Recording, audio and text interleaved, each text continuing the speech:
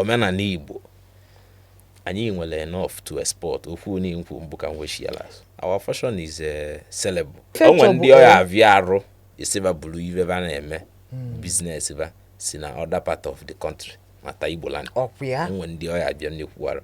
Ovu okwu na-ekwu bụ na akụruwe ụnọ mala onye bata ya.